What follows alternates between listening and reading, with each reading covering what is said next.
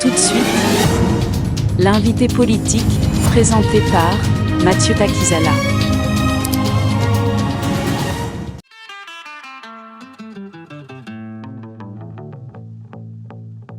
La marque Cadillac Escalade de son moteur V8 6,2 litres avec une gestion dynamique du carburant vous dispose le confort qu'il vous faut. Lexus SUV LX6 Sense. Avec son moteur V6 3.5 litres d'une puissance de 409 HP 5200 et son alimentation turbo-compressée d'une transmission automatique de 10 rapports rouage 4x4, répondent à votre choix. Équipez-vous car SUV, actuellement disponible chez Special Auto Garage. C'est le numéro de l'invité politique d'aujourd'hui. Nous allons recevoir une personne bien placée parce que c'est un politologue. Nous allons s'attarder avec le thématique de la géopolitique. Les tensions sont partout. Il s'appelle Monsieur Carmel. Bonjour Monsieur Carmel, bienvenue sur le plateau de l'invité politique. Bonjour Monsieur Mathieu, merci pour l'invitation.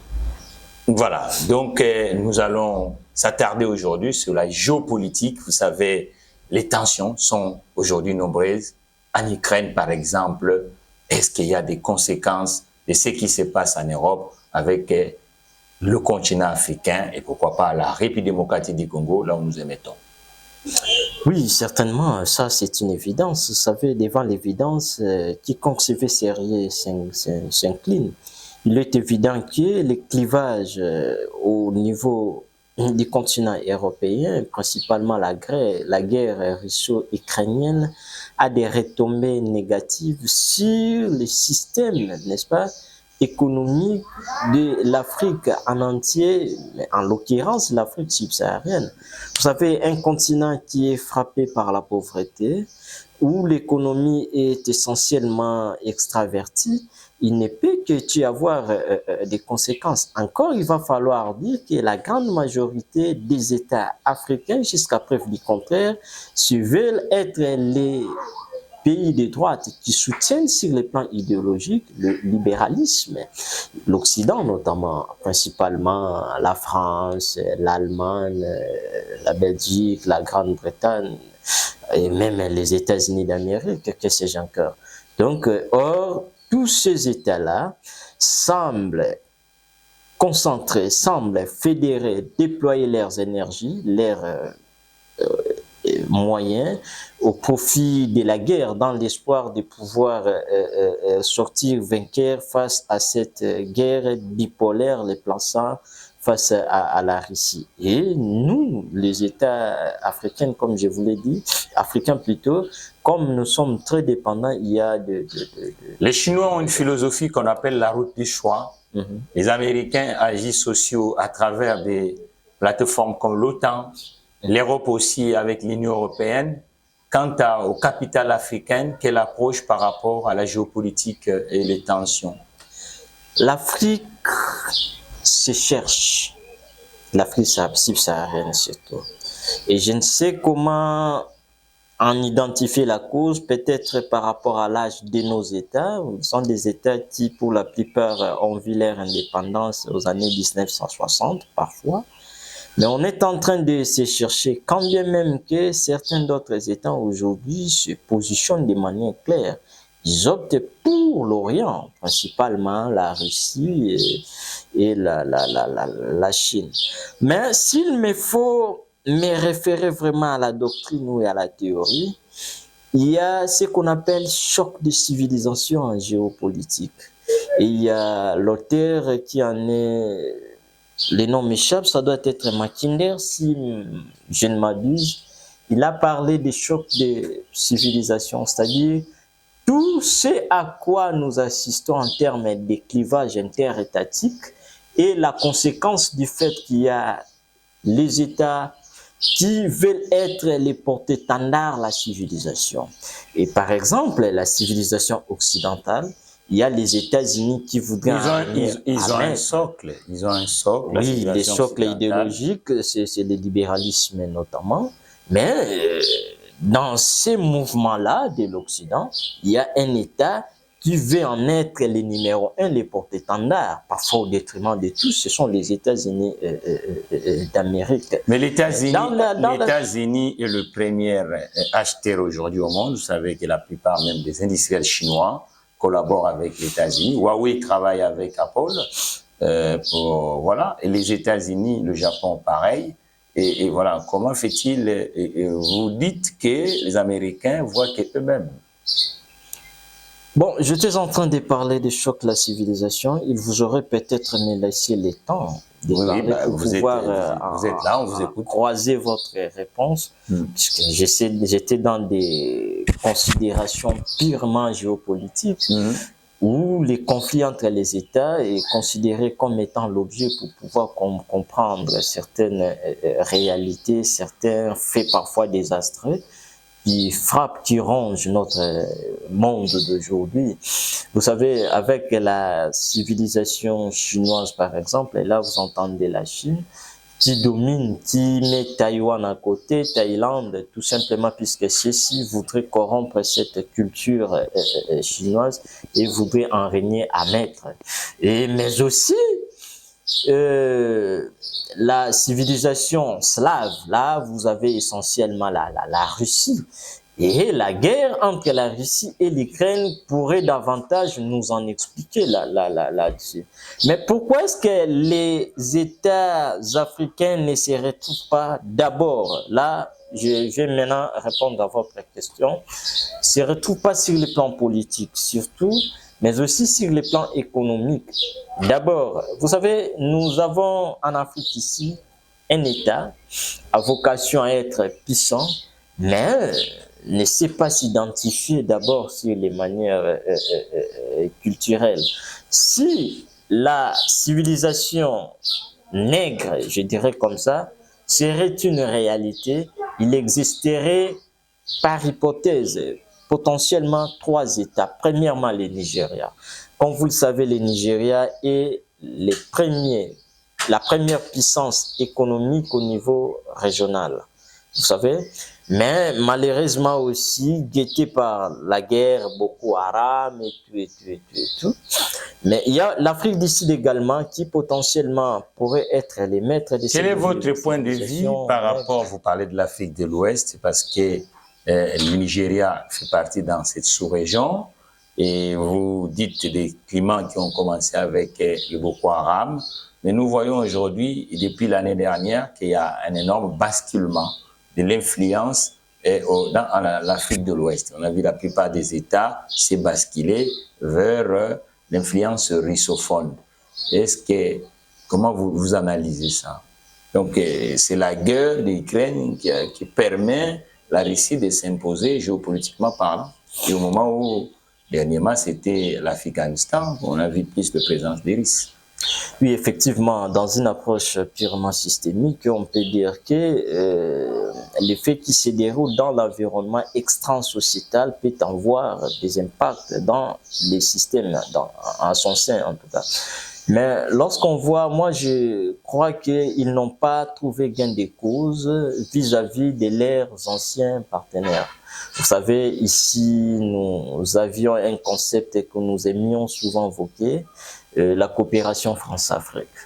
C'était notamment entre la France et ses anciennes colonies. Mais ça n'a jamais été formel, ça a toujours été informel. Le France-Afrique, c'est informel. Mais effectivement, effectivement.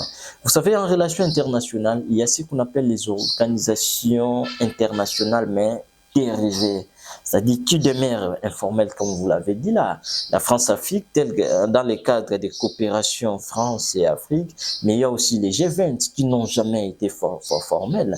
Il y a également, je peux citer les BRICS, qui n'ont jamais été formels. Or, ce sont plus les organisations informelles qui ont beaucoup plus de pouvoir que les organisations formelles. Pourquoi? Nous allons regarder l'élément du président Vladimir Poutine et on va revenir. Leur arrestation n'aura pris que quelques heures. Les 4 auteurs présumés de l'attaque perpétrée vendredi soir dans une salle de concert près de Moscou ont été appréhendés ce samedi. Selon Vladimir Poutine, les assaillants se dirigeaient vers la frontière ukrainienne au moment de leur interpellation. tous les auteurs, organisateurs et instigateurs de ce crime seront justement et inévitablement punis. Qui que ce soit qui les ait dirigés. Nous identifierons et punirons tous ceux qui soutiennent les terroristes, qui ont préparé cet attentat, ce coup porté à la Russie et à son peuple. L'Ukraine qualifie les affirmations russes d'absolument absurdes et craint que Vladimir Poutine n'instrumentalise l'attaque pour justifier des frappes encore plus dures contre son voisin. Dans son discours ce samedi, le président russe ne fait pas référence au groupe État islamique, qui avait pourtant rapidement revendiqué l'attentat. Les combattants de l'État islamique ont attaqué un grand rassemblement de chrétiens dans la ville de Krasnogorsk, avant qu'ils ne se retirent dans leur base en toute sécurité. Selon le ministère de l'Intérieur russe, les 4 auteurs présumés sont des citoyens étrangers. Selon les médias, certains de ces assaillants seraient originaires du Tadjikistan, un pays d'Asie centrale, frontalier de l'Afghanistan, où le groupe État islamique est actif. M. Carmel, Vladimir Poutine dit que ce qui vient de se passer chez lui, c'est toujours le bloc atlantiste qui l'infiltre. Comment vous trouvez? Parce qu'il y a un attentat au niveau de la Russie. Ce n'est pas une simple communication de guerre, mais plutôt il est dit en connaissance des causes. Un grand pays comme la Russie ne peut jamais subir une sorte d'attentat si ça ne peut que provenir de ces anciens, de ces vieux détracteurs. Je cite ici l'Occident.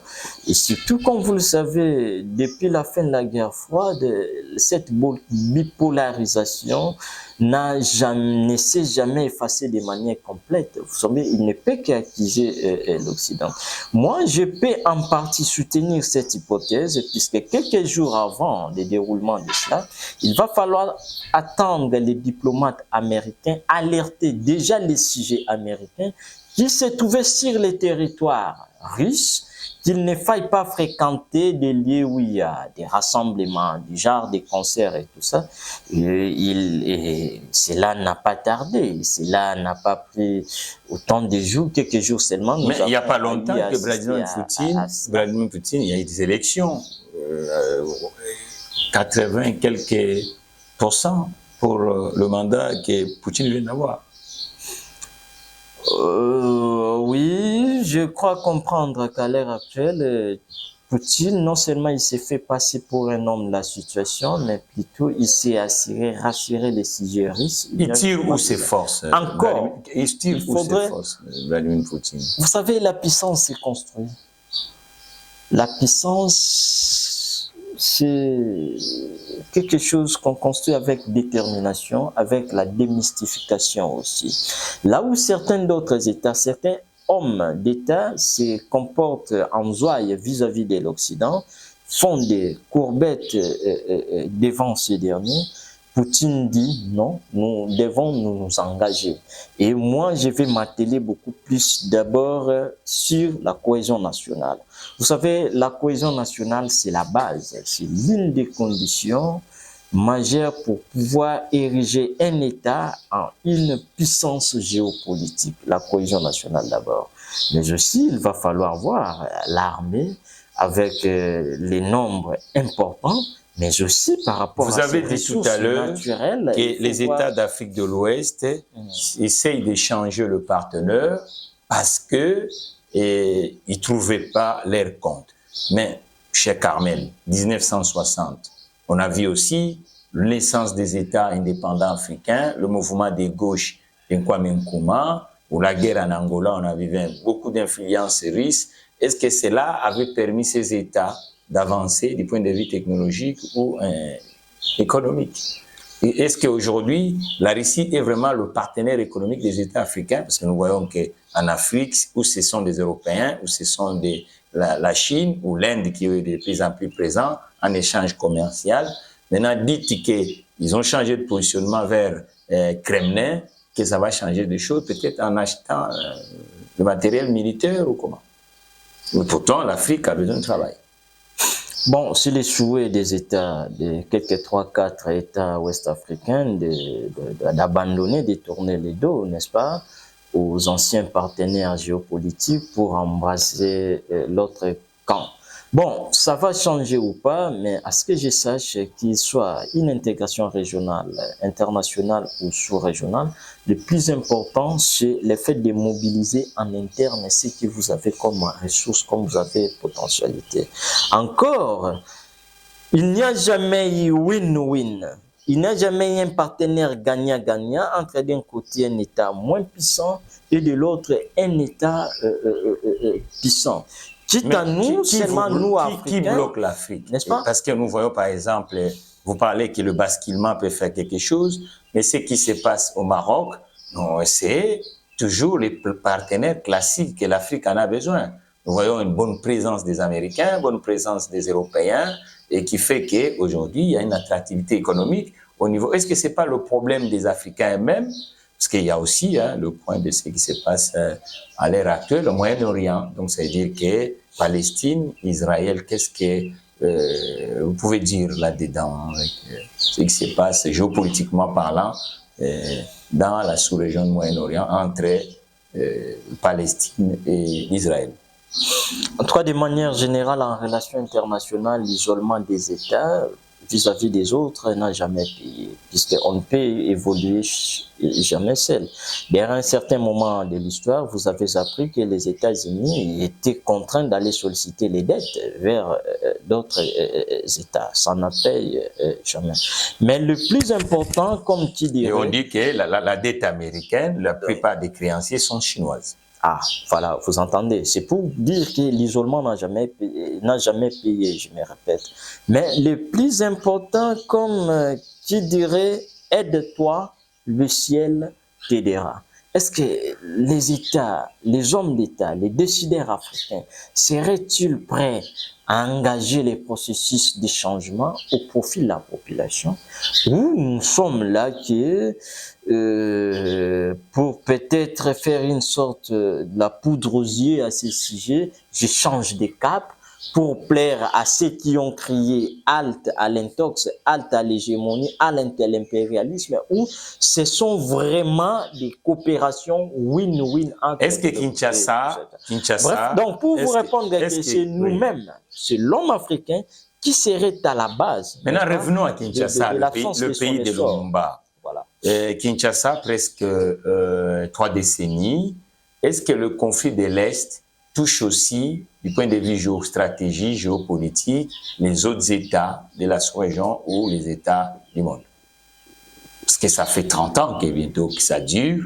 Nous voyons qu'à l'Est de la République démocratique du Congo, les tensions sont tellement, et la communauté internationale est représentée en République démocratique du Congo. Nous avons plus d'ambassades qui sont ici, et même les intérêts économiques, parce que les entreprises du monde sont en République démocratique du Congo. Est-ce que ces conflits de l'Est touchent aussi l'Afrique ou même le monde? Bon, passez-moi l'expression, il y a une sorte d'insensibilité de la part de la communauté internationale. Comment imaginer une crise qui dure depuis près de 3 décennies, alors que nous voulons être la communauté planétaire, on ne sait pas être intervenu. Là, on se pose des questions. C'est pour autant... Mais qu'est-ce que vous allez répondre si vous dites comme ça? Qu'est-ce que vous allez répondre au président Macron lorsqu'il était ici en disant, vous-même, vous devez savoir, c'est organiser. Vous direz quoi? Parce que si vous dites que les autres ignorent, mais le président Macron avait dit ici à Kinshasa que logiquement, vous-même, les Congolais, vous devez s'organiser. On peut crier à l'insensibilité, on peut crier au je m'en foutisme, mais la meilleure des solutions... Mais Orange est à Kinshasa, Total est à Kinshasa. Pensez-vous vraiment que ces intérêts français, le président de la France peut faire comme si rien n'était? Parce que toutes les entreprises françaises, le Congo, c'est un pays qui consomme aussi. La guerre est la continuité de la politique, mais par d'autres moyens, je vous le dis. Donc là, ce n'est pas puisqu'il y a toutes ces firmes-là internationales françaises que l'État français ne sera pas en tirer profit. Par contre, c'est pendant des moments de crise, de guerre, que les États prédateurs, n'est-ce pas, nous puissent, nous exploitent pendant ces temps-là. Donc, les Africains eux-mêmes, n'ont pas une part de responsabilité, les Congolais eux-mêmes n'ont pas une part de responsabilité, c'est toujours les autres. Et effectivement, nous devons nous abstenir de la culture allant dans le sens de toujours accuser, car la meilleure des solutions viendra de nous-mêmes. Mais le président Tshisekedi est en train de faire le travail. Nous voyons que le président Tshisekedi a fait la diplomatie. Le président Tshisekedi a monté le ton à la communauté internationale en disant « Regarde ce que nous sommes en train de connaître au pays de Lumumba ». Et c'est un peu de regarder parce que nous faisons partie de la communauté internationale. Vous êtes quelqu'un, journaliste très brillant, que j'apprécie beaucoup, parmi tant d'autres, bien sûr. Vous savez, lorsqu'un État né, il a une mission principale d'assurer le bien-être de ses sujets de la population.